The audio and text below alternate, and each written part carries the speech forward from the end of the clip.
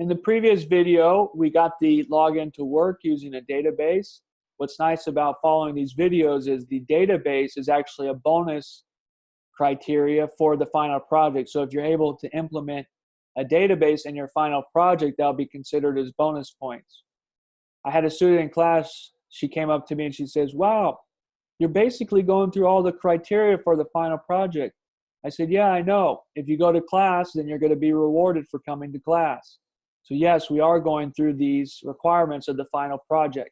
So if you're able to get this to run, then your final project has passed a lot of the important criteria. Okay, you'll see in the previous login, we did a connection. We passed raw text up to the database, but storing raw text, especially passwords, is not a good idea. I can see the password directly here. So if somebody were to hack into my database, they'll be able to see that password. So what I'll usually do is I'll encrypt the password in the database. Now, there's a lot of encryption methods, and we could spend an entire semester talking about encryption methods.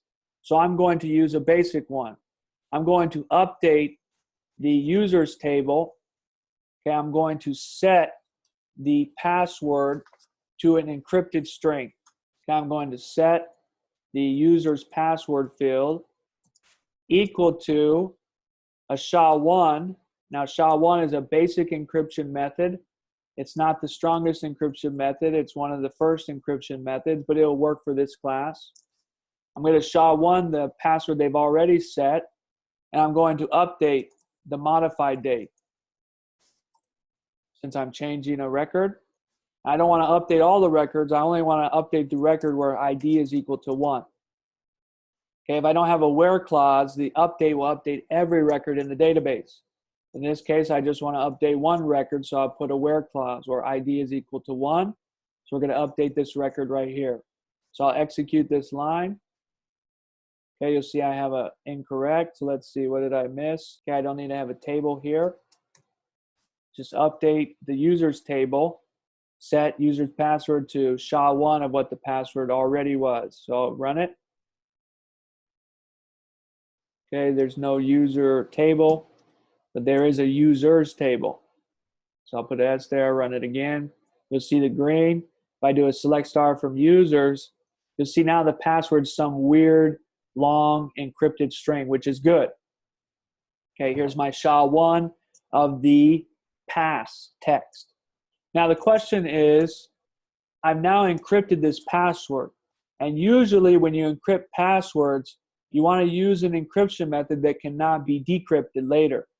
Okay, you want this to stay encrypted. That way if somebody hacks into your database, there's no way they can decrypt this string. Now for SHA-1, if you search the web, they do have an algorithm that can decrypt the SHA-1, but it's not supposed to be. This class is not about encryption methods, so let's just focus on the concepts. How can I log in now that I have no idea what this password is, that's an encrypted string?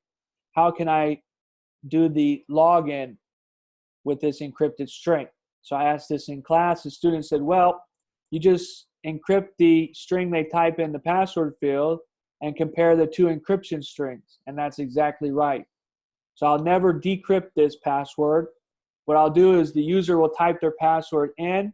When they click log in, I'll encrypt that password using the same encryption method, and then I'll compare the two encrypted strings. This is the correct way to implement a login. So I'll come back to the code. Now there's two ways I can do this. I could encrypt the password using PHP. Okay, so I can say, okay, the user's password that they typed is now equal to a SHA-1 of the password.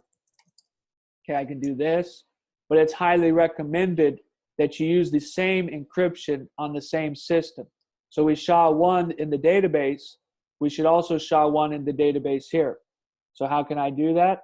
I simply add a SHA-1 around the password that they've typed. Okay, make sure you keep the quotes. Okay, so I'll just add a SHA-1 here. Now in this case, SHA-1 for PHP is the same as SHA-1 in the database, so they would be the same.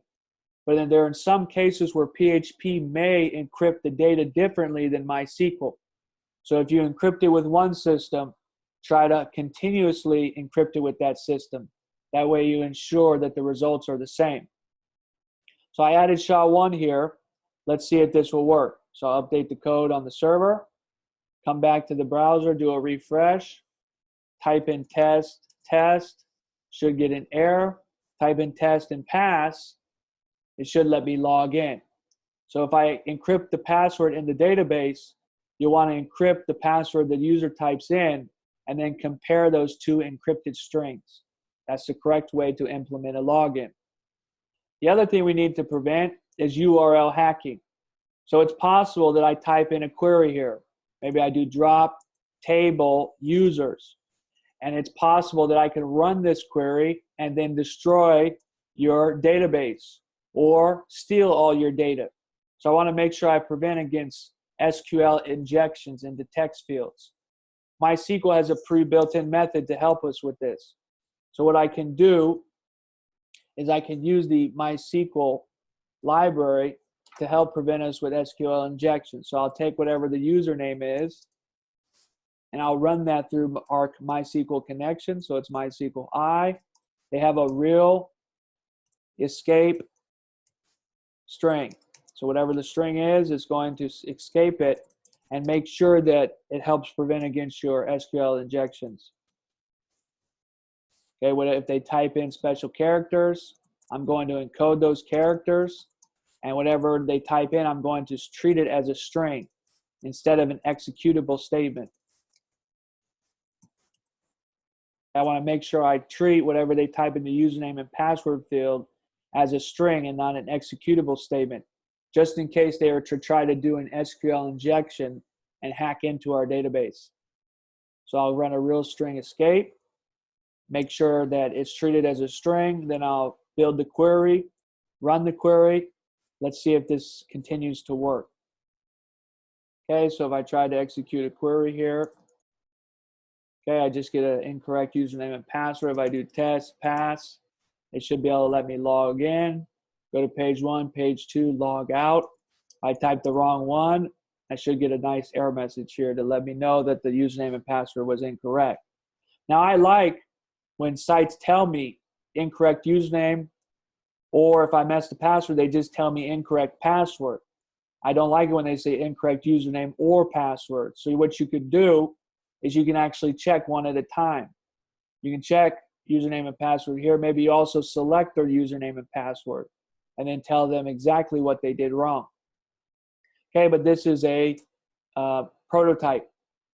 Okay, this is a much more complete prototype, but if you want to add extra things in, you can go ahead and add extra things in to tell them incorrect username, or have another error, incorrect password, or maybe both, incorrect username and password, if it didn't match anything.